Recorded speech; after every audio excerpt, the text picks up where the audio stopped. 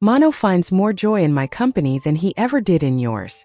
It's disappointing that you're unable to meet your husband's needs. Do you not recognize that I surpass you in every aspect? Observe my curves and take in my silhouette. I understand why he chose to walk away from you. Simply observe your own reflection. Your appearance resembles that of a desiccated fish. Your odor is noticeable even from afar. Pray tell, what man would ever desire your company? In the heart of a stunning African village located in the eastern region of Nigeria, there existed a place known as Omona. The village lay embraced by a serene blue river, its surface glimmering like the heavens on a sunlit day. All around, towering green trees and dense bushes created a landscape that felt vibrant and full of life. The inhabitants of Omona were indeed fortunate. Their soil was incredibly fertile, allowing everything they planted to flourish robustly and vibrantly. Their rivers teemed with fish, and their forests brimmed with wildlife. Thus, no one ever experienced hunger. In Omona, diligent effort guaranteed a good life. The villagers exuded joy, diligence, and a constant warmth towards each other. They effortlessly exchanged their joy and laughter. The village exuded a profound sense of togetherness, creating an atmosphere akin to that of a large, affectionate family. In this enchanting village resided a young woman named Omona. She was the sole offspring of her parents. People often remarked that the gods must have spent an eternity crafting her, for her beauty was truly extraordinary. The villagers couldn't stop discussing Omona's beauty. Her lengthy dark tresses cascaded down her back, reminiscent of a silken river. Her skin was smooth and flawless, reminiscent of the finest clay pot. Her smile had the power to illuminate any space, and her eyes shimmered like the stars scattered across the night sky. Men from every corner of the village flocked to her, much like bees are irresistibly attracted to a blooming flower. Each day their home buzzed with activity, reminiscent of a lively area market square, where young men queued eagerly for the opportunity to converse with her. Some even claimed they would go to any lengths, even putting their lives on the line, just to capture her affection. The entire village buzzed with chatter about Omona, the enchanting maiden whose allure and elegance captivated everyone who laid eyes on her. Yet Omona was far from an ordinary girl. She harbored grand aspirations. She yearned for a life brimming with opulence and wealth. She moved with an undeniable sense of pride, and she was convinced she was worthy of being treated like royalty. The sole individual she desired to wed was the one capable of lavishing his riches upon her, enveloping her in gifts and tenderness. When Anzo Amachi, one of the wealthiest individuals in the village, appeared, she readily agreed without a moment's pause. Anzo, a prosperous farmer, was significantly older than Omona. Yet, to the astonishment of all, she decided to wed him. The entire village was taken aback and bewildered. Anzo already had 4 wives, and now Omona was set to become his 5th. Yet, she remained unfazed by others' opinions. For her, marrying a wealthy older man was far more appealing than tying the knot with a young man who possessed nothing. She frequently expressed, "I would prefer to be the 5th wife of a rich man rather than the sole wife of a poor one." Omona was convinced that Anzo's wealth would grant her the life she had always envisioned. She was confident he would honor her as the royalty she envisioned herself to be, and that his riches would ensure her beauty and happiness for all time. Initially, everything unfolded precisely as she had envisioned. Anzo cherished her deeply. He showed her more kindness than he ever did to any of his wives. At every special event in the village, Anzo would always make his entrance with Omona beside him, proudly displaying her like a treasured gem. She donned exquisite garments, adorned herself with lavish jewels, and her complexion radiated with an even greater brilliance than before. With each passing day, her beauty blossomed, and those who once mocked her choice to marry Anzo found themselves filled with envy. Omona drew the gaze of everyone around her, and Anzo felt immense pride in having her as his wife. He always took great pleasure in showcasing her to everyone. As Omona reveled in her new existence, Anzo's other wives observed from the periphery. In their humble huts, they watched in silence as Omona embraced the life they had once envisioned for themselves. Indeed, they remained Anzo's wife, yet none received the same treatment that he afforded Omona. His affection for her was unmistakable, and whatever Omona desired, Anzo ensured she received it. When he requested something, he followed through without hesitation. Before long, The other wives understood that maintaining their access to Anzo's riches required them to keep a favorable relationship with Omona. Her favor was essential, for anything they sought from Anzo had to pass through her first. Omona swiftly grasped the influence she wielded within the home. She relished the fact that everyone had to come to her, and she started to take great pleasure in her role, perhaps a bit excessively. Her head began to swell with pride as she recognized the extent of her influence over Anzo and the other wives. Every one of Anzo's wives diligently attended to their daily responsibilities, laboring from dawn until dusk, with the exception of Omona. Anzo would never permit her to lift a finger, constantly reminding her, "You are so beautiful. I wish to keep that flawless skin of yours untouched and pristine. I didn't enter into this union for you to be my employee. I entered into this marriage with the hope that you would appreciate the wealth I bring." Thus, Omona enjoyed a life of comfort. Her sole responsibilities included adorning herself in elegant attire, crafting his meals, and ensuring his beds were cozy each night. The other wives found it unbearable. They were consumed by resentment and envy. In their secret meetings, far from Omona's watchful gaze, they would murmur and express their grievances about her without restraint. Can you envision when one of them might begin? When Anzo united us in marriage, he devoted his time to each one of us. We were truly a close-knit group, united like a family. However, ever since Omona entered the scene, he seems to have lost interest in us entirely, hardly even glancing our way anymore. Another would interject, her voice tinged with fury. That girl surely possesses some mysterious powers. We've toiled endlessly for her husband, and now she sits idly, consuming Anzo's riches while we continue to struggle. They would mutter curses about her quietly. We find ourselves pleading with her just to obtain something from her own husband. She will undoubtedly face the wrath of the gods. They will do so repeatedly. The invectives would soar until their voices grew weary from the effort. Yet, despite their complaints and their harsh words, there was nothing within their power to change the situation. Aboma held the reins and Anzo cherished her more than anyone else. Eventually, Aboma welcomed two lovely daughters into the world, Ngozi and Northeast by East. The girls radiated beauty, captivating the villagers who couldn't help but admire them, just like their mother. Anzo, filled with pride for his daughters, indulged them without restraint. He adorned them in the most exquisite garments and the loveliest jewels, cherishing them as if they were delicate princesses. Wherever they ventured, onlookers were captivated by their allure, and Anzo's heart brimmed with pride. Aboma reveled in the admiration of her daughters, savoring the spotlight and accolades they attracted. However, one day everything shifted. Anzo Amush became seriously unwell. His wives, Aboma among them, were filled with deep concern.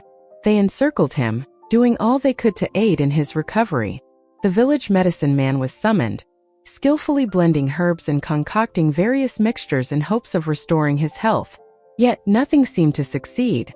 Rather than improving, Anzo's condition deteriorated with each day that went by. Aboma was filled with dread. Her entire existence revolved around the security and affluence that Anzo provided. The mere idea of losing him sent tremors through her very being. What will become of me if he passes away? She pondered, her thoughts swirling. Who will look after me and our daughters?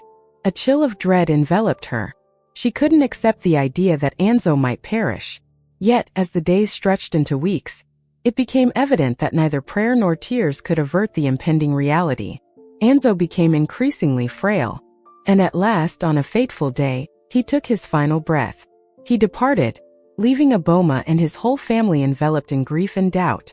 Aboma's heart sank as she confronted the reality of her deepest dread manifesting before her.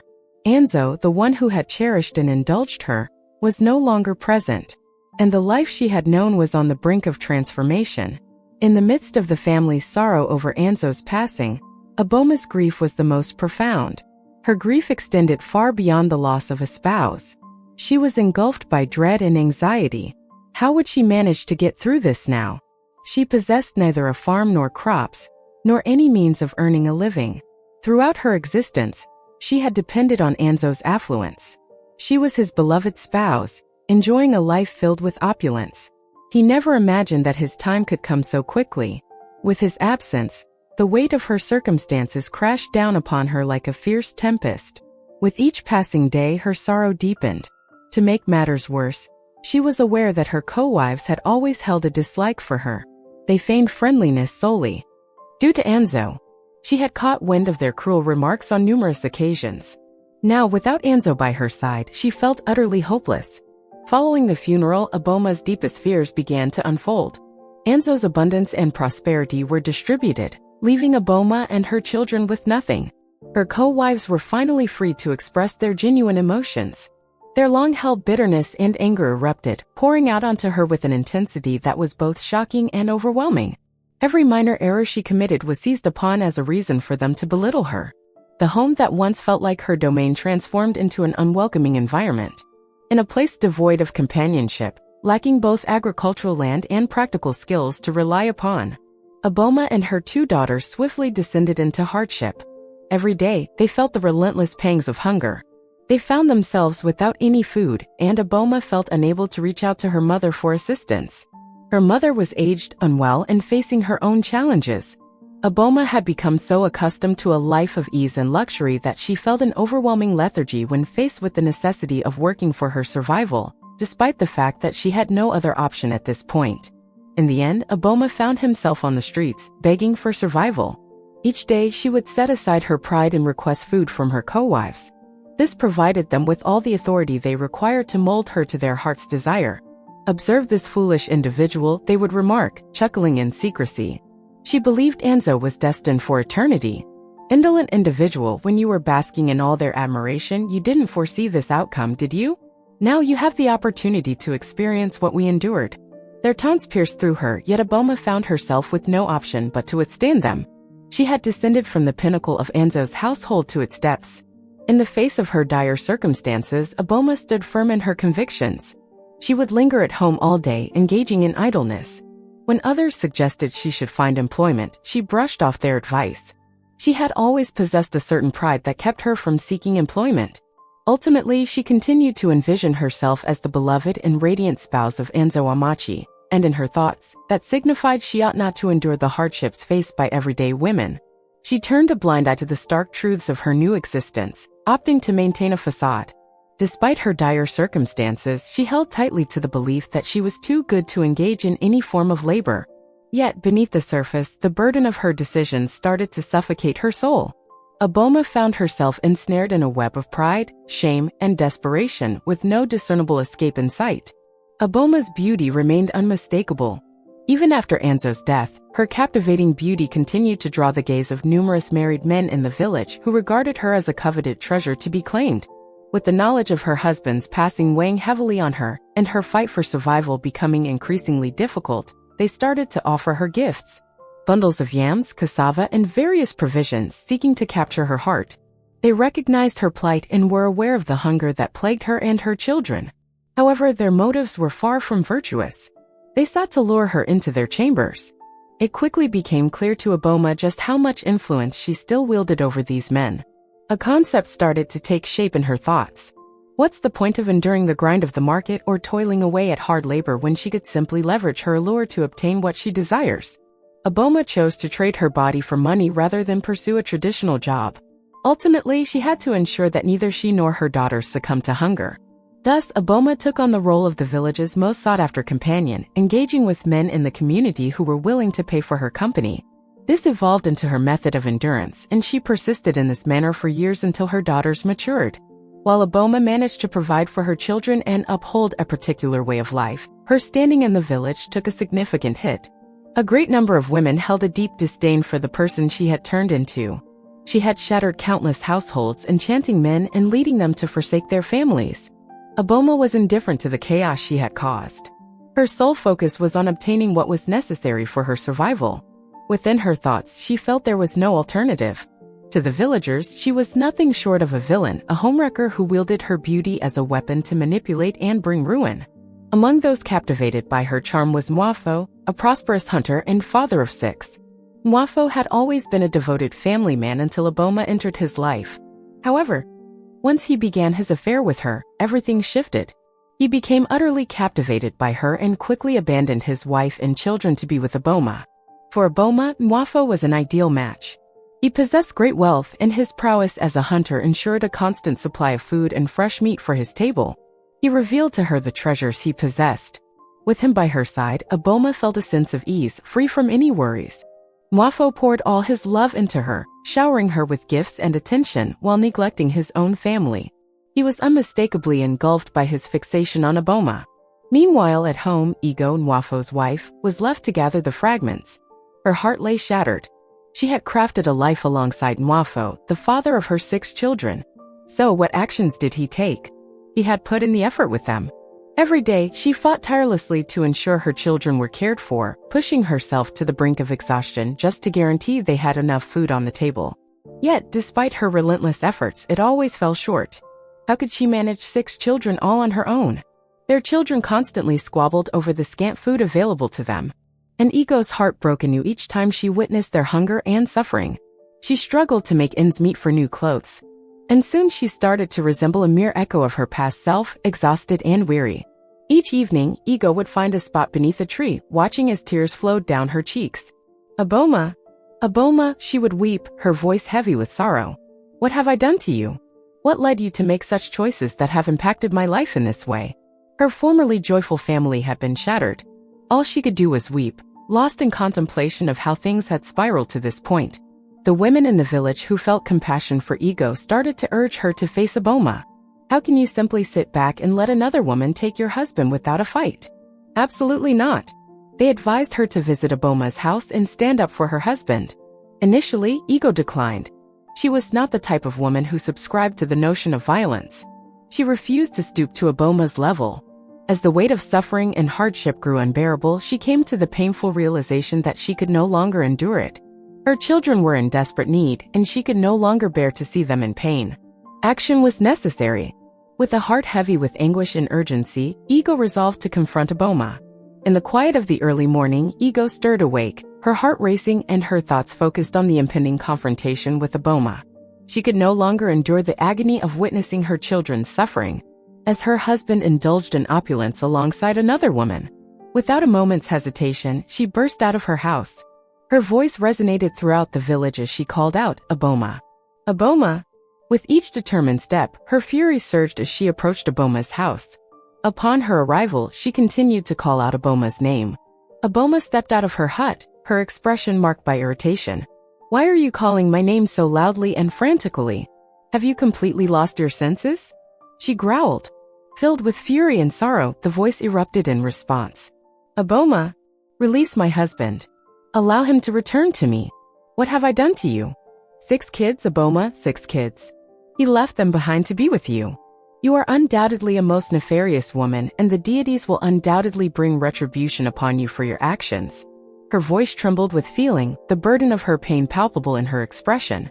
Aboma let out a harsh, derisive laugh that cut deep into Ego's heart. What might escape my view this morning?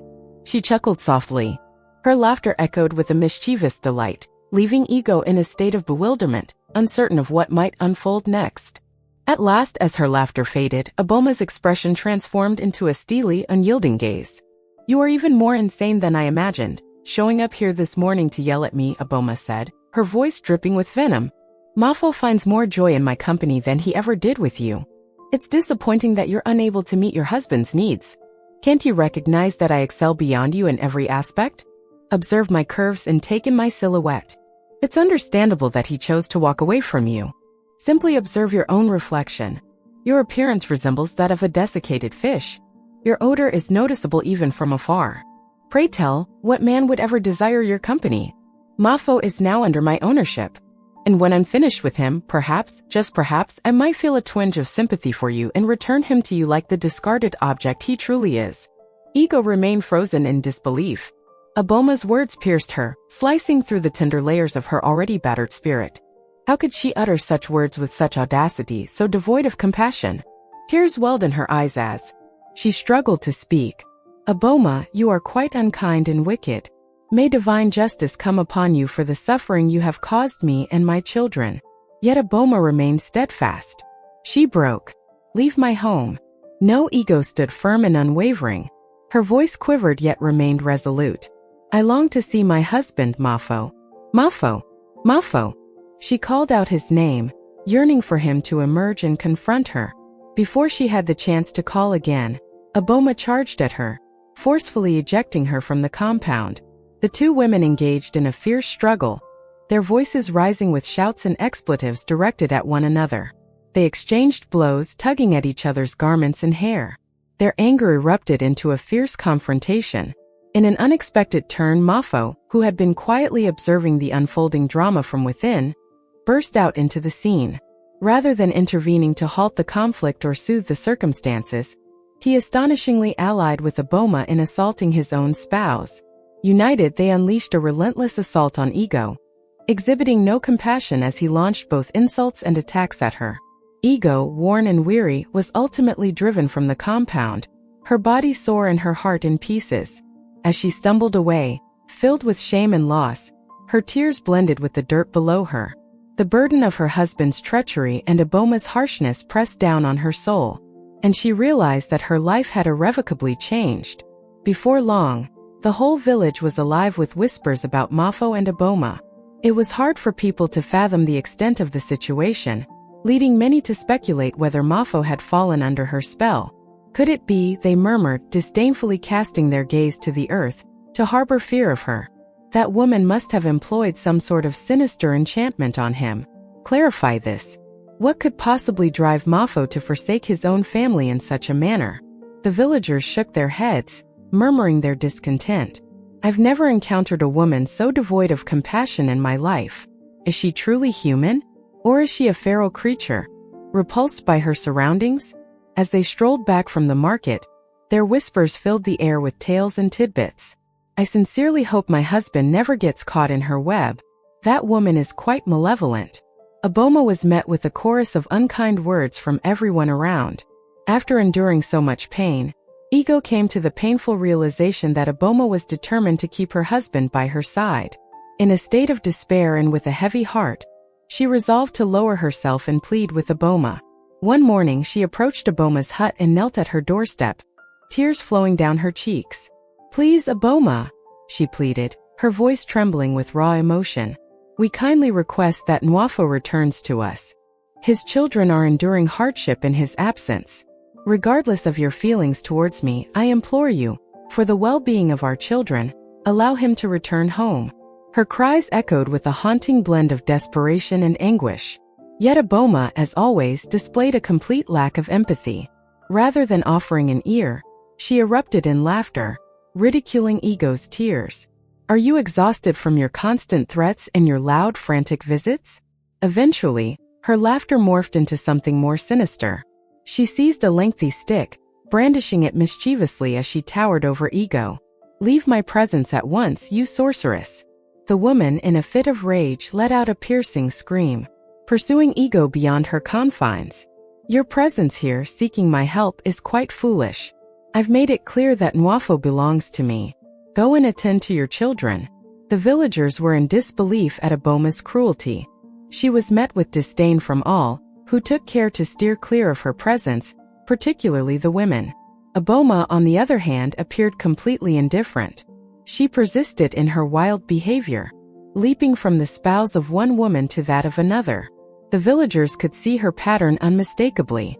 She would attach herself to a man, extract all he possessed, and once she had taken what she needed, she would shift her focus to the next target. She possessed an utter lack of shame, her heart appearing as if it were carved from stone. Yet, amidst all of this, Aboma overlooked the fact that her daughters were observing her every action. Her children were maturing under the influence of her unpredictable lifestyle, and it was impacting them in various ways. Ngozi, the younger of the two, felt a profound sense of embarrassment regarding her mother. She found it unbearable, the incessant whispers that circulated throughout the village. Each day, no matter where she found herself, whispers about her mother filled the air, and she often saw furious women arriving at their home, either to confront her mother or plead with her to stop interfering with their husbands. It overwhelmed her tender heart. At times, Ngozi would attempt to engage her mother in conversation, yearning to persuade her to alter her ways. Mother, please, she would whisper gently. Isn't it possible for you to change this way of living? There are whispers about you. They are casting blame our way, And it's quite humiliating. Mom, this isn't fair. Yet Aboma would erupt with fury each time.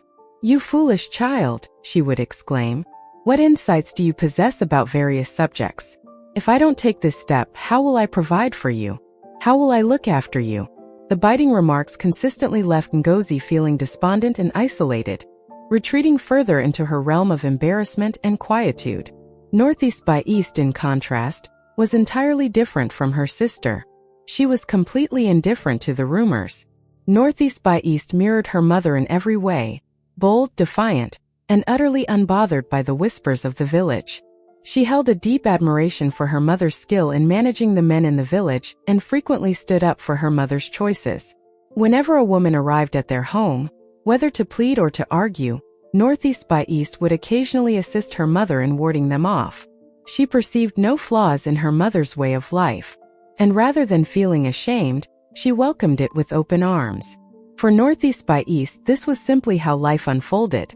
As time went on, the two daughters matured, each navigating the profound impact of Aboma's decisions, shaped by their mother's way of life in unique manners.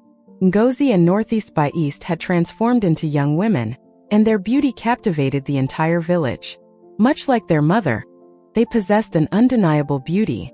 As they strolled through the village, feline eyes turned and murmurs trailed behind them, from their elegant strides to their cascading locks. Every detail about them was simply flawless. Their beauty was utterly enchanting. The young men congregated beneath the grand tree in the village, sipping wine and engaging in lively discussions about the two beautiful sisters. Every man envisioned a future with them. However, whenever they shared their enthusiasm with their family, the reply was consistently identical. The families would shake their heads, saying, "You want to marry those girls." Aboma's children, the offspring of a woman who devoted her existence to moving from one partner to another, shattering families and leaving behind a trail of fatherless children. What sort of background do you believe they've experienced? They are destined to mirror their mother. Such a thing cannot be associated with our family name. It's utterly unacceptable. Despite the admiration that Ngozi and Northeast by East garnered from everyone, no family in the village would consent to their sons marrying either of them. Though they possessed striking beauty, they were rendered untouchable, burdened by the weight of their mother's reputation. The sisters participated in each village maiden parade, yearning for men to disregard their history and recognize their genuine value. Yet, all they ever garnered was praise. No one had the courage to approach. At the village festivals, they danced with exquisite beauty, their movements imbued with grace and a deep sense of yearning. Yet, as the other young women attracted suitors eager to win their affection, no one ever arrived at their doorstep with wine in hand, seeking to propose marriage.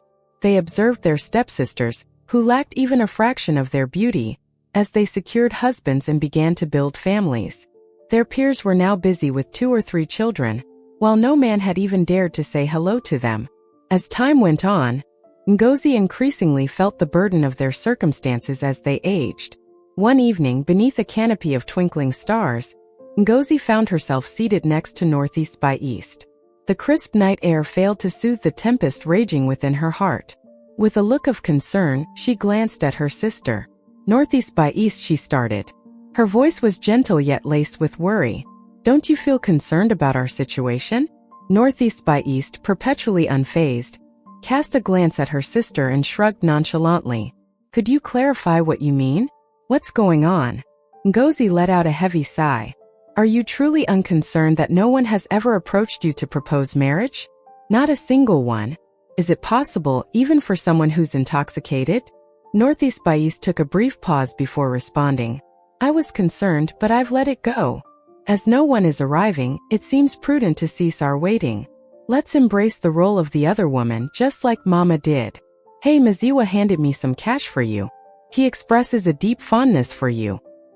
He has his wealth for a reason, and he will look after you well, just as Maziike is looking after me." Ngozi felt a heavy weight in her chest. She gazed at her sister, a mix of shock and confusion etched across her face. The deities would never allow such a thing, Northeast by East. I refused to live the way she did. Can't you see? No one from this village wants to marry us due to Mama's reputation. Observe the anguish and heartache her way of living has inflicted upon numerous families. Is that what you desire for yourself? Northeast by East shrugged, her voice lacking any emotion. Well, it seems we don't really have a choice in the matter. Time waits for no one.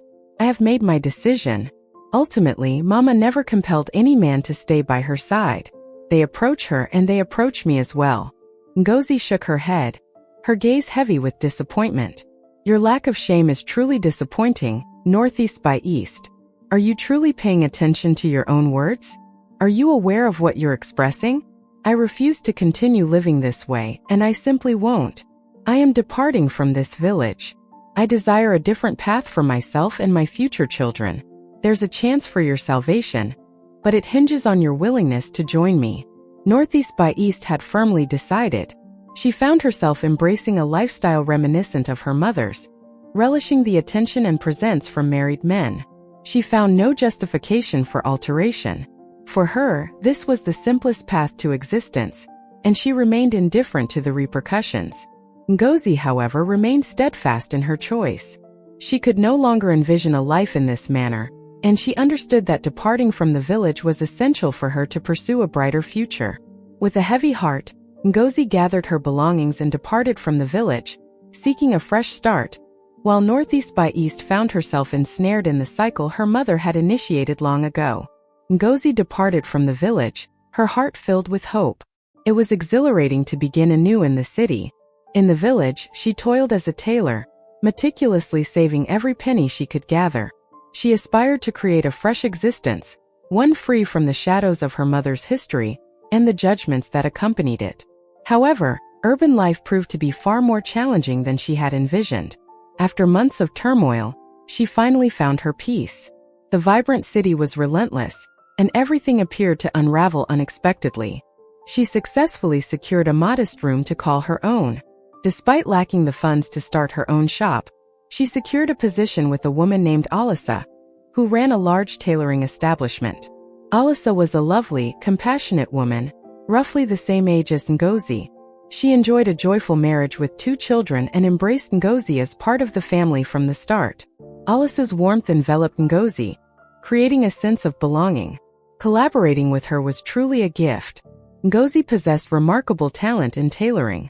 With just a single glimpse of a design from Alisa, Ngozi effortlessly transformed it into a breathtaking masterpiece, surpassing the original in beauty. Her creations captivated customers, and before long, Alisa's shop soared in popularity. Business thrived, and they amassed considerable wealth together.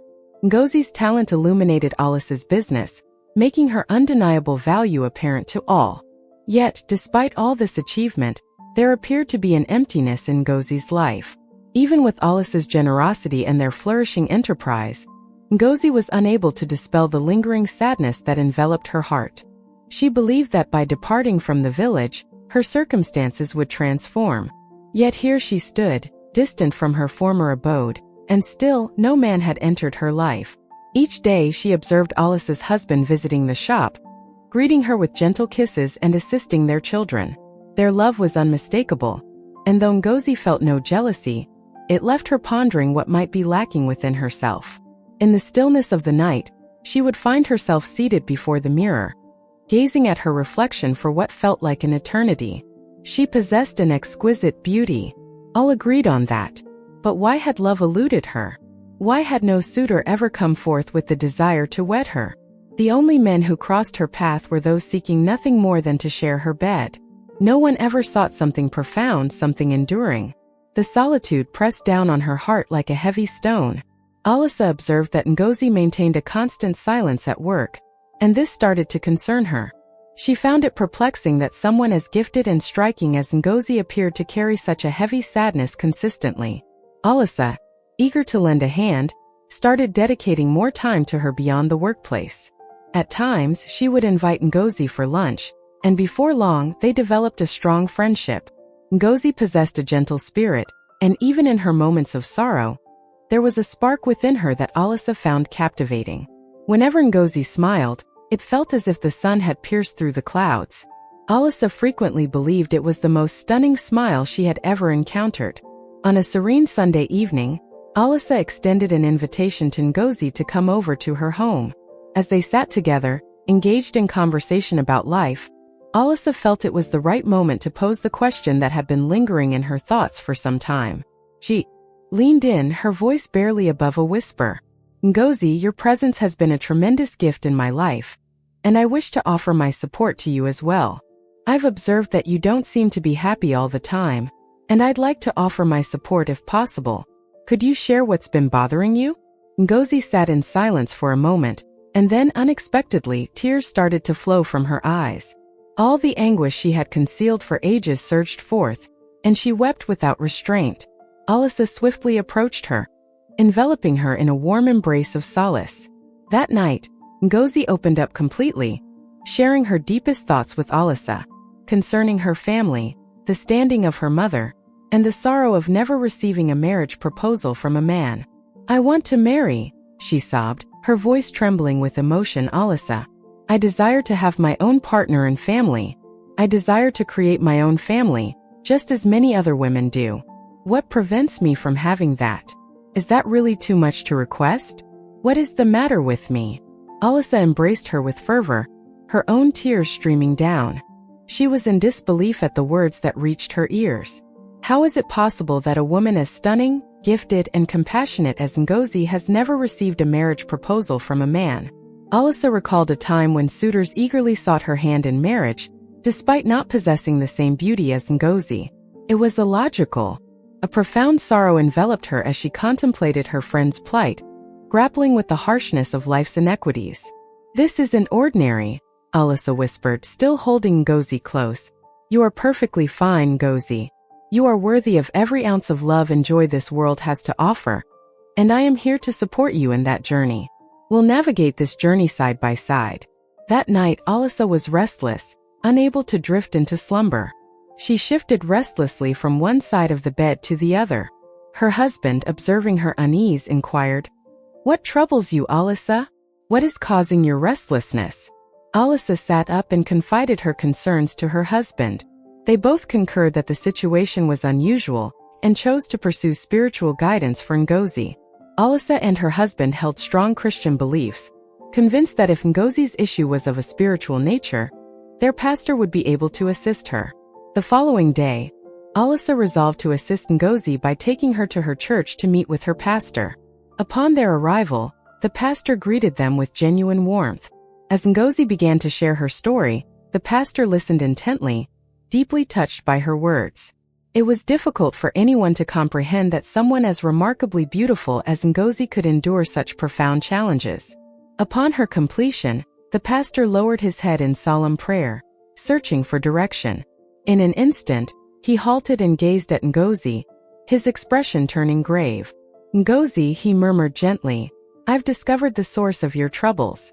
Your mother is calling. The hurt she inflicted on countless families is impacting both you and your sister. She lured men from their wives with no hint of guilt, employing charm to keep them by her side.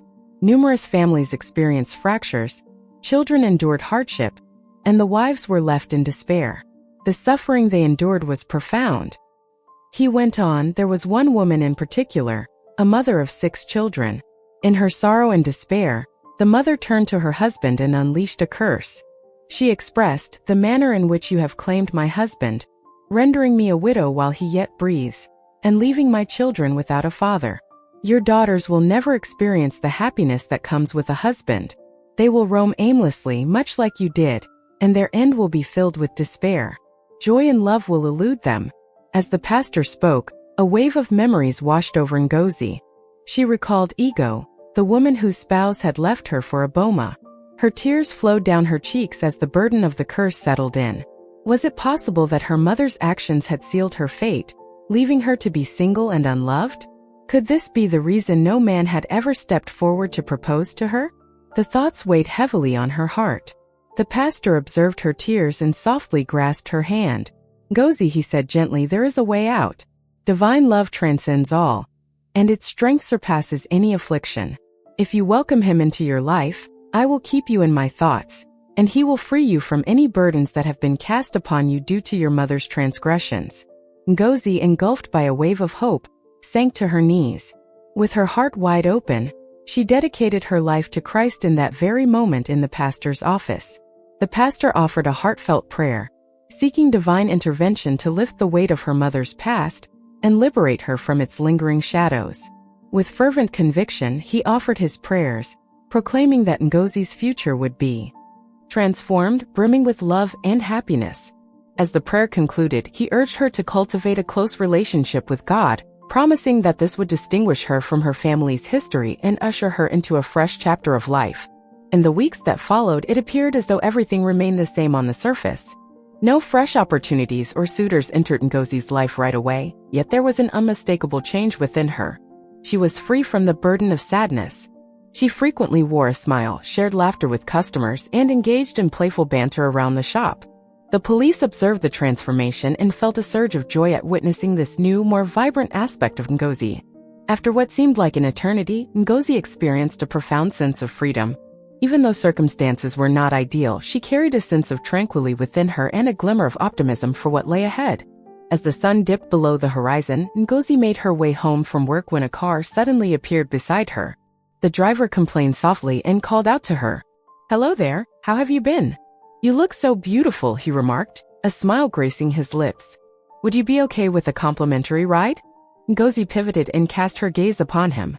He possessed striking good looks and his vehicle exuded an air of luxury. She pondered the possibility that he was a ritualist. Ultimately, what could he possibly desire from a girl as ordinary as her? She quickened her pace, completely disregarding him. Namdi observed her hurried departure. He pondered the reasons behind her behavior. Was it possible that she felt fear towards him? He certainly didn't hold her responsible. This was Lagos and everyone was simply on guard. Yet he had a fondness for her. It was an instant connection and he was determined to hold on tight. He desired to forge a friendship with her and deepen his understanding of who she was. She radiated beauty enveloped in a comforting warmth. With careful steps, he trailed her from the shadows. He was curious about her residence, yet he was cautious not to come off as intrusive. The following evening, as Ngozi neared her home, she spotted a recognizable silhouette by his vehicle, lingering at her entrance.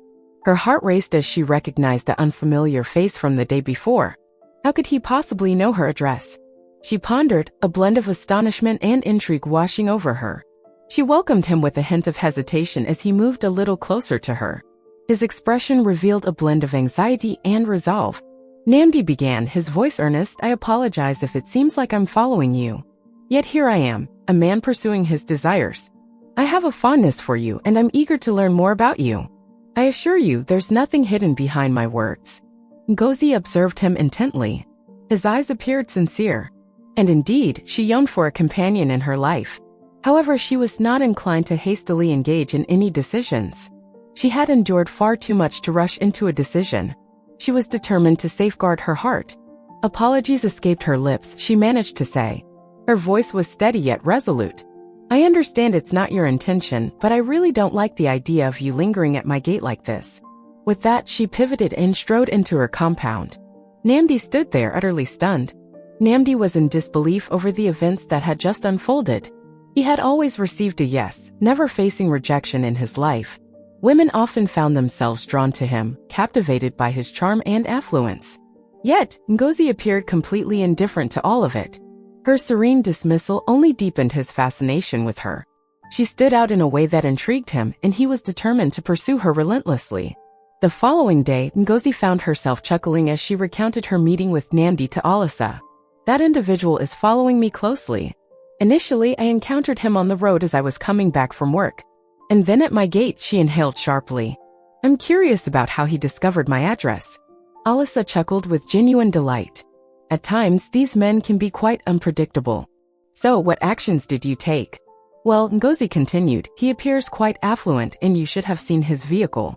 Initially, I suspected he could be involved in some sort of ritualistic practices, but it appears he is merely an unrelenting stalker." Alisa smiled broadly.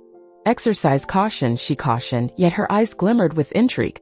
At that moment, a strikingly tall and handsome man entered their shop, causing Ngozi's eyes to widen in astonishment. Namdi was the one. What was he up to here? She pondered, striving to maintain her poise. "Hi," Namdi said with a captivating smile. "I'm here to purchase some clothing for my mother." Ngozi shared a glance with Alisa, struggling to hold back her amusement. She murmured, "That's him." Alisa arched an eyebrow with a hint of mischief. What type of clothing are you seeking? She inquired, attempting to suppress a laugh. We possess several designs. Namdi said, clearly nervous, something nice for Christmas. The two women erupted in laughter.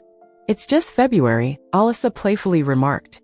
Who purchases festive attire in February? Namdi smiled with a hint of shyness.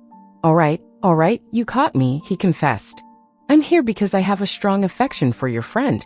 She lingers in my thoughts, yet I sense a fear within her towards me. And don't worry, he added with conviction, I'm serious. I could never bring myself to harm her. Alyssa cast a penetrating gaze at him before steering Ngozi aside. I believe he truly has feelings for you, she murmured with enthusiasm. And he's incredibly handsome and wealthy, she nearly shrieked, laughing like a carefree child. Fortune smiles upon you, my friend. Simply allow him the opportunity. He's not a stalker, he's merely a foolish man infatuated. Is that truly your belief? Ngozi inquired, her uncertainty lingering. I can spot a real man from a mile away, Alyssa remarked with a playful wink. I have a deep understanding of this area, and you can rely on my insights. Thus commenced the journey of Ngozi and Namdi's relationship. Namdi, as it happened, was the proprietor of a multi-millionaire enterprise in Lagos, residing in an opulent mansion. Even with his riches, his affection for Ngozi was authentic and profound, a feeling he struggled to articulate. He presented her with his offerings, delivering them to her office, and frequently whisked her away on weekend excursions to the beach or for lunch aboard his opulent yacht. Namdi had a knack for infusing joy into life, and Ngozi reveled in every moment of it. What she appreciated most about him was his straightforwardness and modesty. Despite his wealth, Namdi remained humble and treated her with the highest regard, consistently making her feel like royalty. They shared laughter and joy like carefree youngsters, and Ngozi marveled at her fortune in discovering a man of his caliber. As their relationship flourished, Ngozi experienced a profound sense of happiness and tranquility. For the first time, she genuinely felt that joy and affection had at last embraced her. One evening, Ngozi found herself surprised by an unexpected call from Namdi. He arranged for Kofi, his driver, to collect her for an unexpected dinner delight. Ngozi found herself unexpectedly surprised. Though she hadn't planned for a night out, she swiftly transformed herself, donning a stunning outfit that radiated elegance. As she entered the car, a smile played on her lips and she felt a surge of excitement rising within her. How did I end up with such good fortune? She pondered. Namdi embodied all her hopes and dreams, exuding kindness, care, and a gentle sweetness. She laughed softly to herself, recalling the moment he had visited their shop, feigning interest in purchasing a Christmas dress for his mother, only to discover later that his mother had passed away many years prior. His charm had captivated her completely. As Kofi navigated through a stunning garden aglow with candles and intricate decorations, Ngozi felt her heart flutter with excitement. The scene appeared enchanting, reminiscent of a storybook realm. There, poised and striking with a bouquet of flowers in his hand, was Namdi. He appeared as though he were anticipating the arrival of royalty, his eyes igniting with brilliance the instant she came into view. Ngozi felt her heart pounding in her chest. What was unfolding, she pondered as she approached him. Namdi presented her with the bouquet, his hands quivering as he uttered the words. She appeared utterly stunning, he remarked, his tone brimming with appreciation. I can hardly fathom my luck in discovering such an incredible woman, one who possesses such remarkable beauty. Ngozi felt a rush of warmth, her cheeks flushing with color. What are we doing here? She inquired, her gaze wandering over the mesmerizing landscape. This location is absolutely stunning. As she pivoted to absorb the moment, her gaze fell upon Namdi, who knelt down, presenting a glimmering ring. Her breath hitched in her throat. I can't help but wonder if it was destiny that united us, Namdi started, his voice brimming with feeling. Yet, you have moved me deeply in countless ways. There are countless ways that are beyond my ability to articulate. Each day you illuminate my existence, and my deepest desire is to share a lifetime with you. My affection for you, Ngozi, transcends the limits of language. Kindly let's not squander any further time. Join me in a journey of love and happiness, and together we can create a beautiful life. Ngozi's eyes brimmed with tears, her heart racing with a mix of joy and disbelief. Did this actually happen? Was Namdi truly proposing that she become his wife? It seemed like a fantasy, yet this was no fantasy. Namdi reigned supreme in her heart, and she was certain that she wished to share her life with him forever. With tears cascading down her cheeks, she softly murmured, Yes, yes, Namdi, I will marry you, and I will choose you every single day of my life. Namdi lifted her effortlessly. enveloping her in a tender embrace. As their lips met in a passionate kiss, he lifted her off the ground, spinning her around as they laughed together, their joy illuminating the night. They were tying the knot. The following day, Ngozi hurried to share the exciting news with Alisa. Upon entering the shop, her face radiated happiness. Alisa sensed that something extraordinary had occurred. "You can't be serious," Alisa exclaimed, her eyes sparkling with enthusiasm. "So you're tying the knot?" "Indeed, my companion." With a radiant smile, Ngozi embraced them warmly. "It's hard to wrap my head around this. I'm absolutely thrilled for you, Ngozi. You are worthy of immense joy." Alisa embraced her tightly, tears of happiness shimmering in her gaze. "Thank you immensely, Alisa," Ngozi murmured, filled with appreciation. "I truly appreciate your unwavering support." They shared a joyful laugh and embraced once more, completely elated by the experience. Ngozi marveled at her journey, transforming from a past steeped in sorrow and doubt to a bright future brimming with love, hope, and joy. She had discovered her eternal bond with Namdi, and now she was poised to embark on the next phase of her journey, enveloped by the affection and encouragement of those who cherished her. Several weeks later, Ngozi, Namdi, and a handful of his relatives embarked on a significant journey to her village. This was a moment Ngozi had long envisioned, yet never truly believed could come to fruition. Upon their arrival in the village, Namdi's opulent vehicle drew the gaze of onlookers, who couldn't help but stare. The villagers, accustomed to their tranquil existence, found themselves enchanted by the appearance of the gleaming automobile. Children dashed joyfully behind, exclaiming "Motu! Motu! Motu!" In their pursuit, expressions of awe illuminated their faces. Ngozi, seated beside Namdi, experienced a surge of emotion enveloping her. She was astonished by the distance she had traveled. She had transformed from the timid, apprehensive girl who once concealed herself, worried about the opinions of others regarding her or her family. Her story had been transformed in ways she had never anticipated, a remarkable shift that felt divinely orchestrated. Now she found herself in the same village once more, accompanied by a charming, affluent man who adored her, and a promising future lay before her. As the car entered her family's compound, Ngozi spotted her mother, Aboma. She sat before their modest, dilapidated hut, appearing fragile, emaciated, and nearly unrecognizable. The once radiant and graceful woman had become a mere echo of her past glory. As Aboma caught sight of Ngozi emerging from the car, tears began to flow down her cheeks. "Ngozi, my dear one," she cried out, her voice quivering with feeling. Ngozi felt a deep ache in her heart as she looked at her mother. "Mother, what transpired with you? What seems to be the issue?" she inquired, hurrying to wrap her in an embrace. Aboma held her daughter tightly, tears streaming down her face. "Ngozi, my dear child," she uttered it repeatedly, as they embraced, tears streaming down their faces.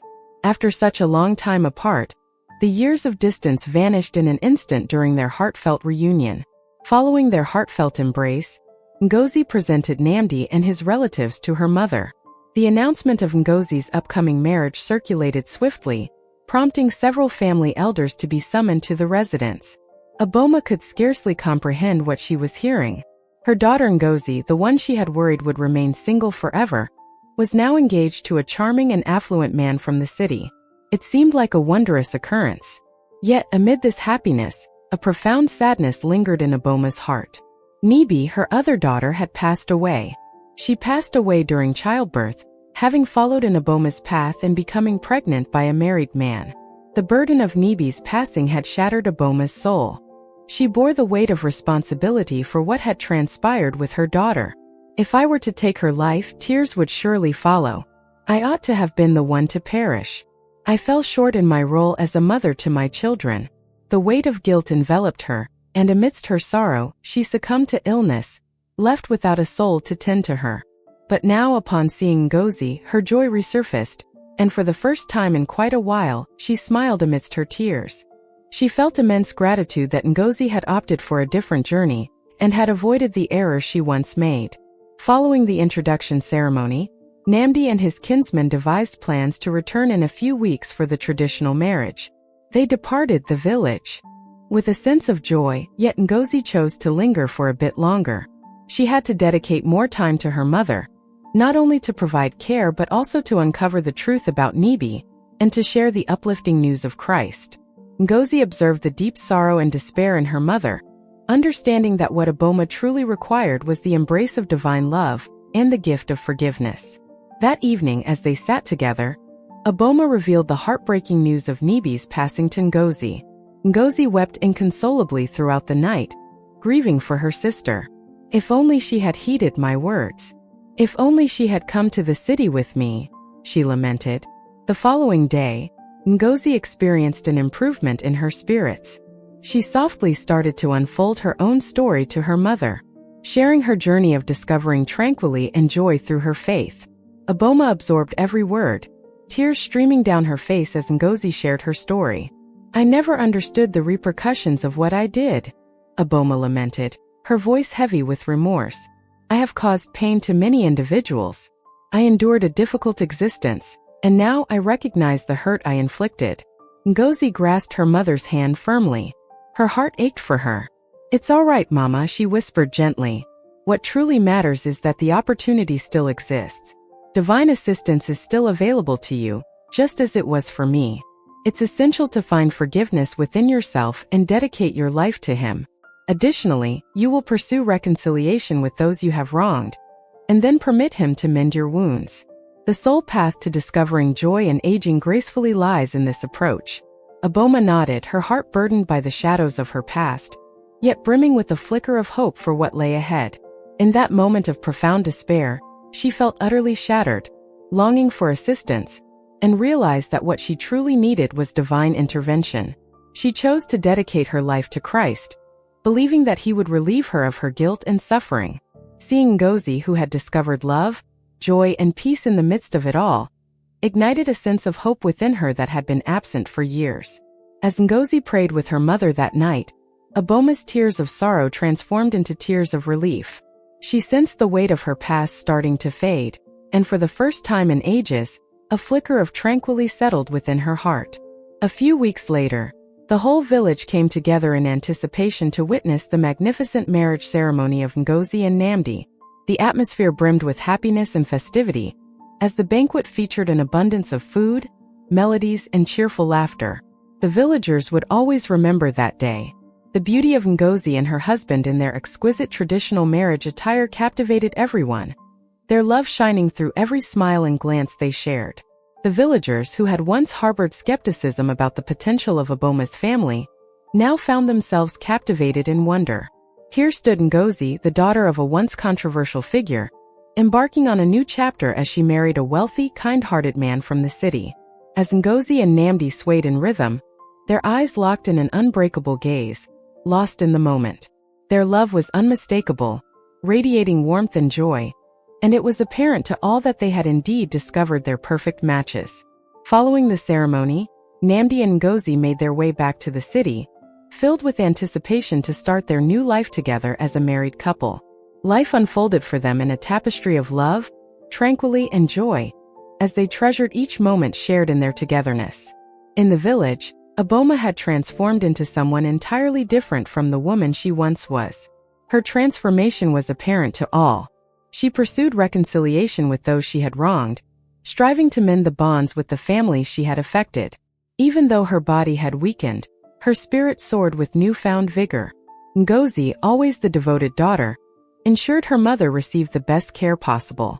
She consistently provided financial support and employed a maid to attend to her, making certain that Aboma lived comfortably and received proper care in her later years.